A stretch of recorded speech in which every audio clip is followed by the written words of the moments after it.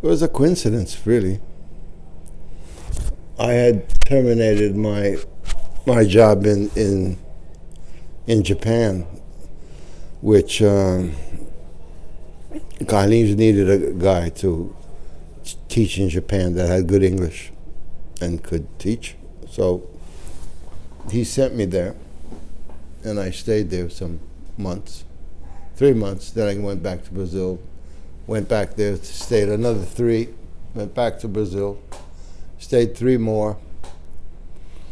And then things got a bit awkward because it's very difficult to live in a country where I didn't have really much time other than teach, and not being, it would, you know, it's very frustrating not speaking the language of the country that you're trying to introduce something.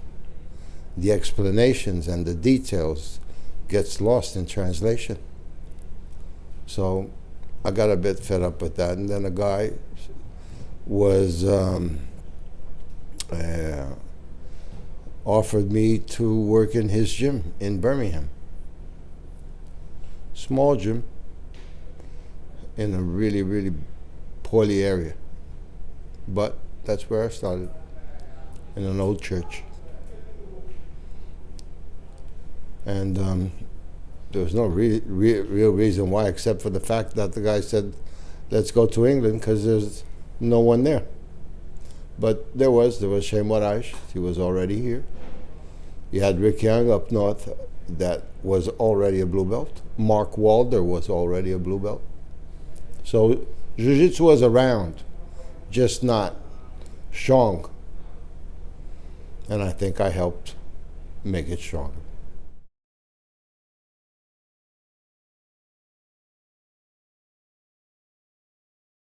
On a lucky day, I would have like 7 students.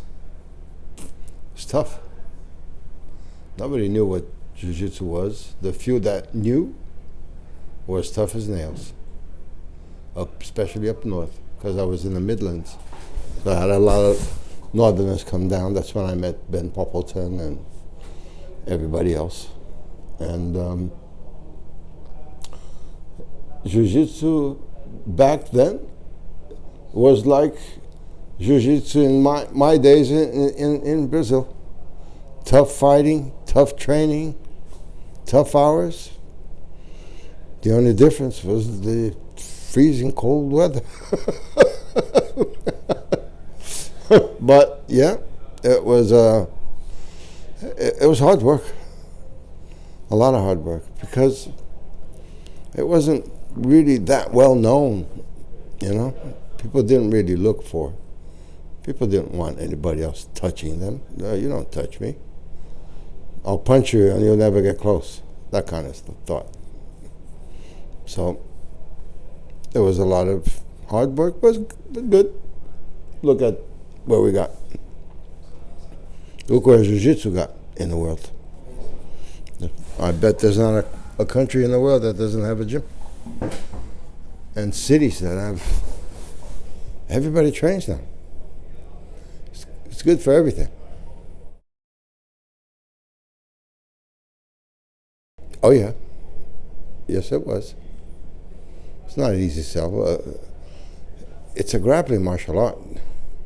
There's people sweating on you, rubbing on you, holding you, trying to squeeze you and break your limbs. You gotta be up for it. It's because now things are more settled. So what we have a lot in the gyms now, you have a lot of people that compete. You have a lot of people that they're not actual fighters. That's the difference between the beginning and now, I think. In the beginning, when I came, I was teaching Jiu-Jitsu to people, or mostly to people that that came from other martial arts. they were masters in their art, some of them. So all they really wanted to learn was that magical groundwork that nobody knew. But now you have, no, from years, things were, from years now, just normal people are learning jiu-jitsu, people from all sorts, all kinds, and they found out how good jiu-jitsu is, how good it is to have jiu-jitsu in their lives. That's it.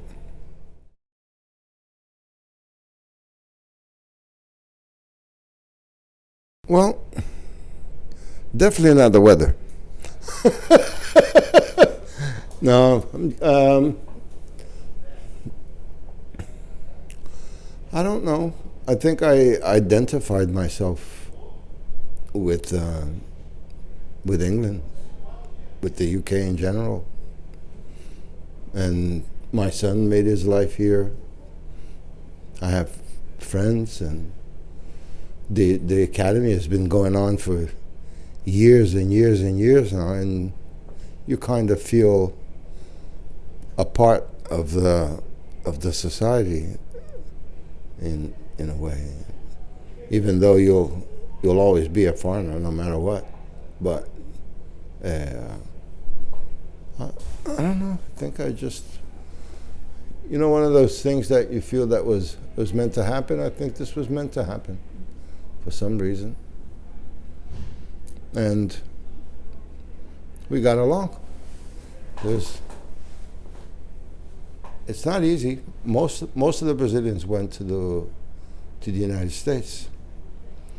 It's easier to go. The airfare is cheaper, easier to visit family. Easy for your family to come visit you. Not that many came to Europe. Well, it did. I think in terms of jiu-jitsu wise, there was a flow to the United States, and not that many came to Europe. I think mostly because of so many countries, so many different languages, and mostly people know their own language, and usually English or French, and you don't know how to speak Slovakian or Romanian or so many different languages, and I think it was that. I don't really know why.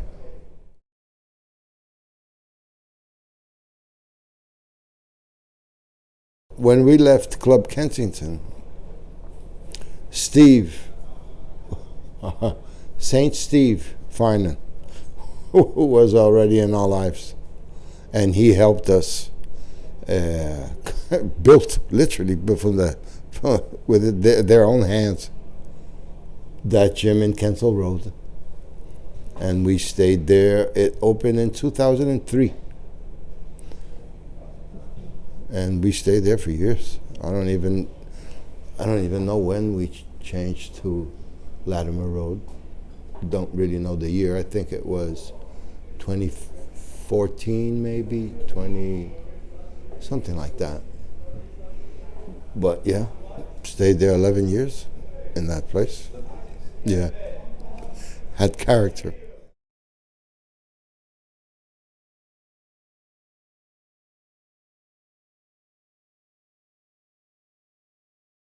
First of all, you don't want to travel on the seat next to Roger. He's too big. He'll squeeze you all the way to LA. You travel like that. You move, and he's grumpy because he's concentrated for the fight. Ooh. But anyway, I can't even start to tell you how, or it's difficult to the traveling.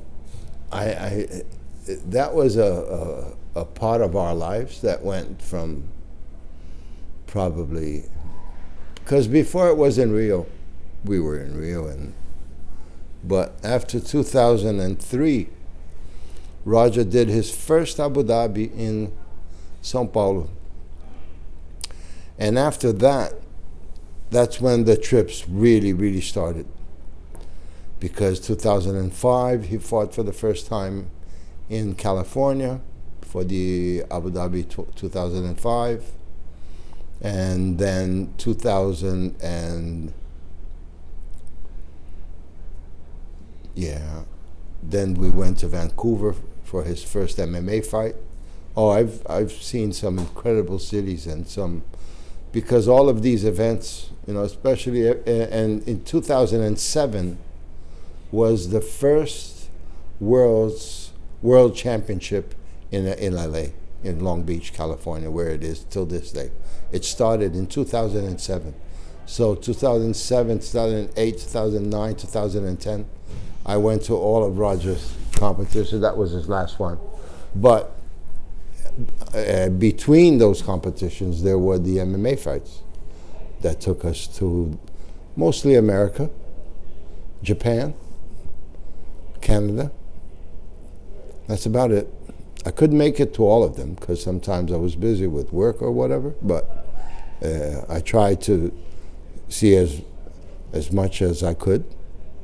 And the experiences that we had will remain for the rest of my life as really, really good and fond memories. Obviously, there's the losses, but it's all part of the journey, right? But man, it made us bond a lot. Good, bad, good humor, bad tempered, good tempered, laughs, cries, whatever. But it was a fantastic journey. Oh wow, yeah, it was amazing. He retired now, and I think he made the right decision at the right time. He's looking after his schools now and his future, really. Because the name that he's built for himself as a competitor, a fighter, man, I just have to. I feel very, very happy for him. Okay, I can tell you maybe 3 competitions. Maybe 1. Because there's a lot of them, There's the competition when the world championship when he was a blue belt, that he had to do like 15 or 16 fights in one day. So it comes way back.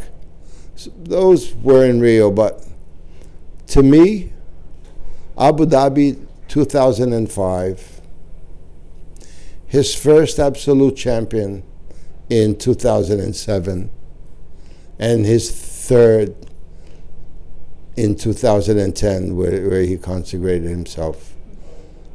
But the 2009 one was that one that he finished everybody from the mount.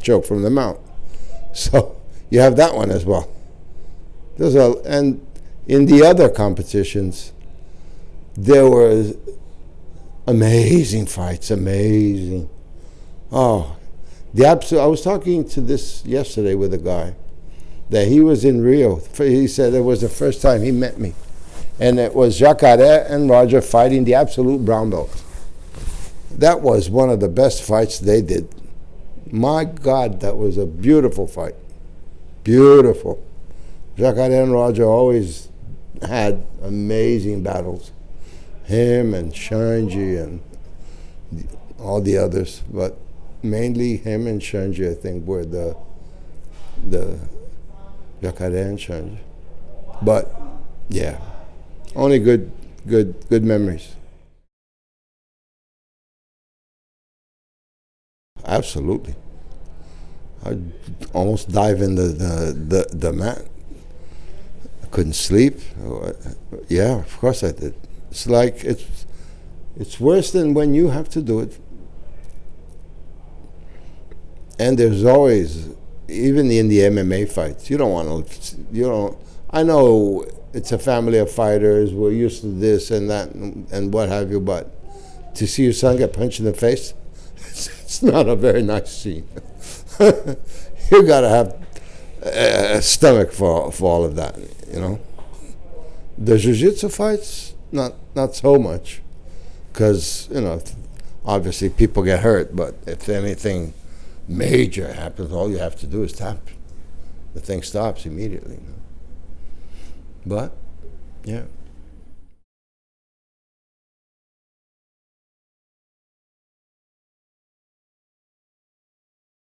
Well, I think the question is, we had to, the way we dealt with it is always to move on. But I think we would be even more upset if the result had like a, because Roger's my son. So you see your son get sad or what have you, you get that same feeling, right? Oh, my son is sad, I'm sad too. But he always had a very, very positive thought about his losses. He never complained about, well, obviously you complained about the ref, oh, what a bad decision. But the fact is that once the fight is over, the two stand in the middle and the referee raises one of the fighters' hands up in the air. That's the end of it. That's what will stay. Oh, he had an amazing fight, but did he win? No. Did he lose? Yeah. So the way to deal with it, and Roger was always like, well, I remember one of those, the one that he broke Jacaré's arm, or even the year after that, where the ref that gave those 2 points non-existent. In the end of the day, it doesn't really matter. It's done. But he always had a positive, oh well, we'll try again next year. And that makes you feel, oh, it affected him, but he's moving on, so we all move on with him, you know. Do you think it fueled him? Do you think it gave him, yeah. Fueled him more. And that's the interesting part. Huh? It didn't affect him in that, don't want to do that no more. No, so, okay, you got me, all right, let's try again next year.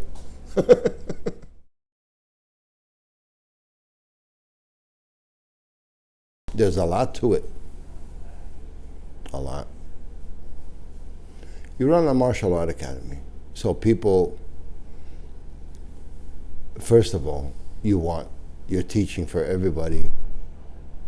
So it starts at the door with a nice greeting and making the person feel welcomed. And they learn how to defend themselves, but at the same time, they're getting something out of it. But they're making friends. They have a place to hang out. People come here when they don't have anything to do. I'm going to the gym to have a chat with the guys or with the people. Or sometimes they come, put their gis on, sit on the mat. Like we did yesterday. We talked for an hour. I've been here 3 times this week, man. Yeah. You end up hanging out, talk to friends, go for a coffee, come back. This becomes their second home. They're home away from home, and they feel comfortable about it. And I think one of the main things is the division of classes, the beginners, intermediate. I know it's difficult. Sometimes it's tricky when you don't have enough people and enough students to make that change. So, sometimes you don't have that many beginners, or you can try to mix the classes. But I think as long as you give every student is important to you, and everybody deserves, to be preserved and looked after. I think that's a success of a gym, is that treat people well. They learn to defend themselves. They have a hobby, or even some turn into professions, because it's also you're giving they're learning to be future instructors or future gym owners, like we have so many black belts that left and went off and opened their own gym and have their own lives. How many people in the world now live off jiu-jitsu? Loads. Gracie family gave this to the world.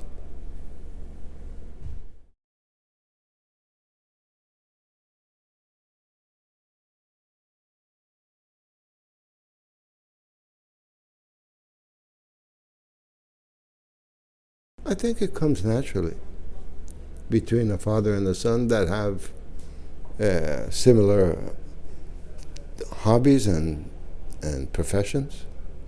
In our case, it fit like a glove. I know that I annoy him, but I'm his father. I'm supposed to be annoying. But no, we get along really well.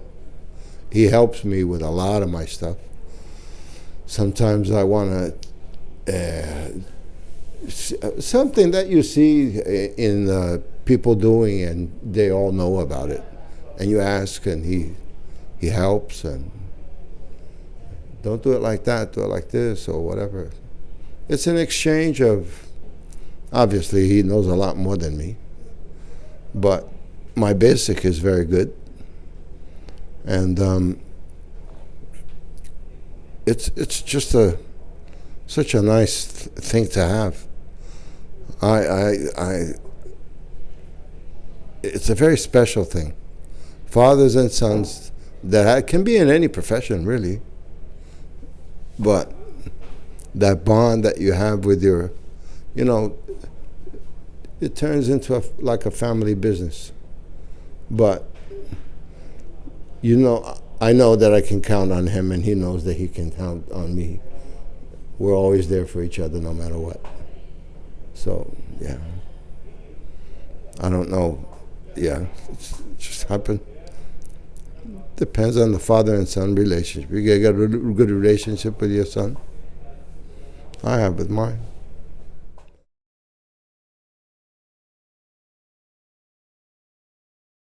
I just work and teach.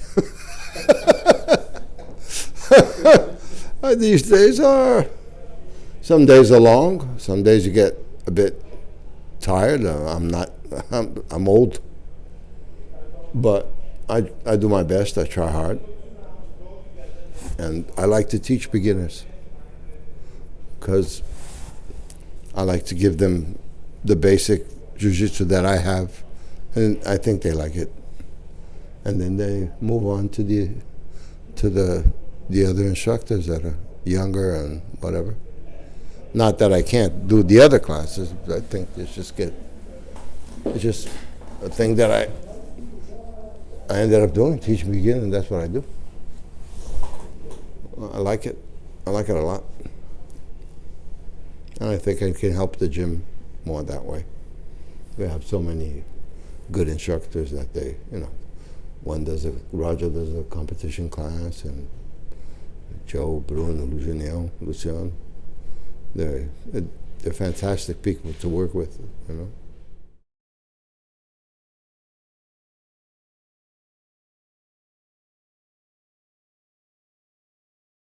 Teaching stuff is not easy. You can't expect sometimes to explain something and then everybody understands it. Some people are different. They see things differently. Some people have long limbs, or they have short limbs, or weight's different.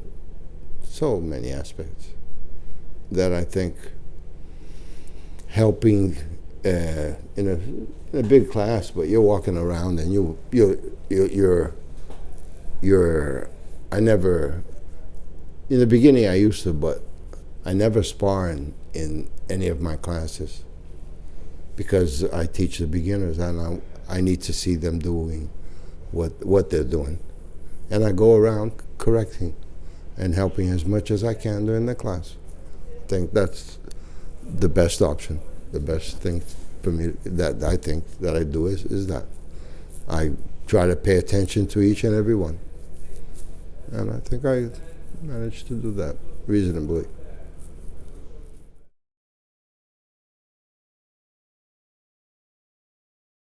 I've had a broken nose, maybe some hardcore footlocks, but no, not really, nothing really. Obviously, I'm 65 years old, and I have some nudges, but such word. Oh. Nothing really bone-breaking or knees, shoulders. I have my injuries, of course I do. My shoulders, but in general, I'm okay. I think the wise thing to do as you get older is choose your training partners very wisely. Don't go crazy training. And the most important thing, do some kind of workout to help your structure so you'll be able to train better. Otherwise, my friend, you get older, everything drops. So you have to find a way, even if it's once a week or twice a week, what have you, to do a little bit to help your core and to help you survive.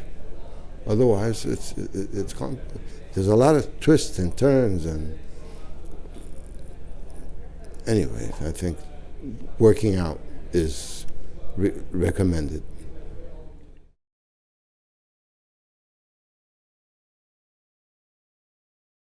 Well, if you're unable to train entirely, that's probably because you had some sort of serious injury. The only thing that the best advice that I can give you is to do the physio that the doctor or professional tells you to do, because I see a lot, it's boring, and I see a lot of people stopping to do the treatment beforehand. And then it comes back because it didn't get treated in the first place. So what happens to most people, that you start accumulating injuries. By the time you get to a certain age, you can hardly walk. So if you don't, my suggestion is treat your injuries as you go. Don't let it pile up. Do what you have to do to fix it, because it will have a bigger price later on in life.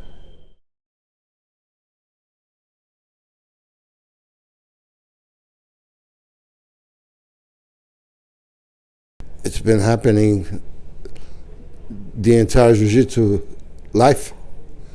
Things come and go.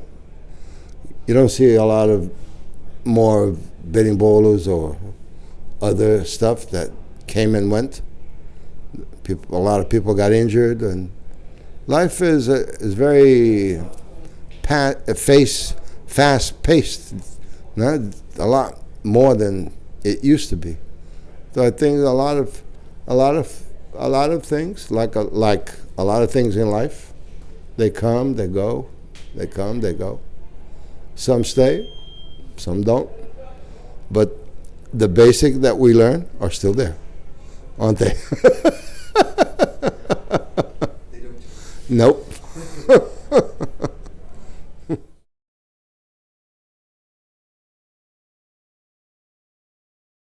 No, I think that's what makes it so like democratic. You know, the each gym is run by its instructor, whichever place he came from. You know, whatever team he came from. Nobody comes from out of nowhere. He came from some academy, whatever. His instructor. So they tend to usually follow the line of their gyms. And I think each one has its own. Here, we have we have the basic curriculum that we teach, but we also we're building a proper syllabus for everybody, because you earn your stripes and you're able to pass on to the intermediate class or what have you. But all the basic moves are there. They are taught that, and then from there on, a lot of people develop their own styles or what have you. But I think it's important. I think what Gracie University does, having their set things, Saulu or Shanji, these guys I respect a lot, and they learn from the source, man. They come from the absolute source, like me. We all came from the first academies that they were there to teach jiu-jitsu.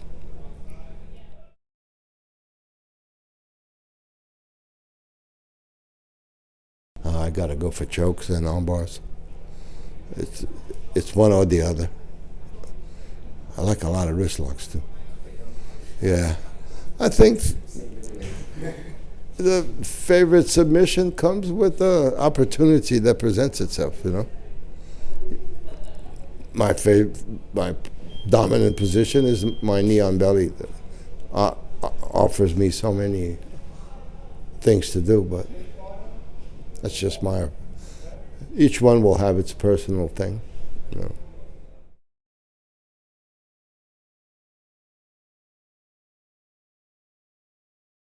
Depends on what area of life that the new Mauricio would want to be helped. I don't know, man.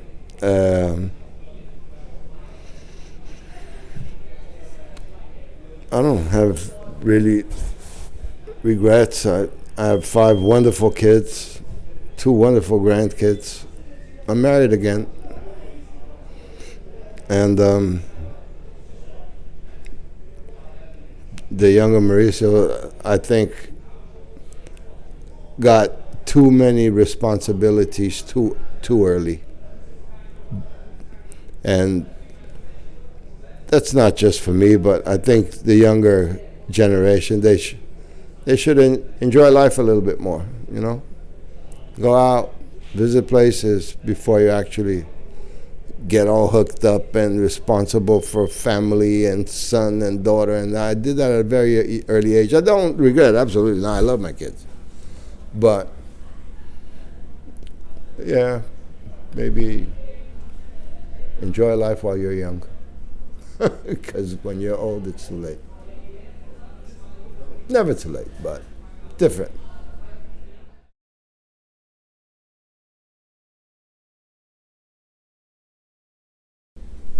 Well, at some point, I think we're all going to have to retire from jiu-jitsu.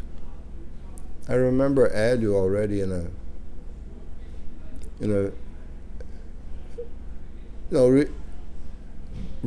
retire from jiu-jitsu. I mean,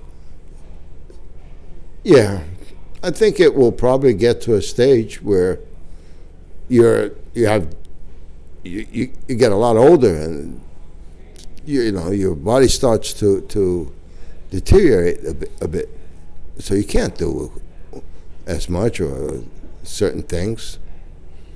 But I think because we've been doing this for so long, a little move around you'll always be able to do. Probably not teach as much, and I'm nearly done with seminars, and you just start teaching less and less and less like anybody else. But as long as I have a gym to come to, I'll be happy. See people training, and yeah, even if I can't do it, I'd like to have a place to come and watch. Yeah, I think that's it. I'm happy with that. Yeah, that's our way.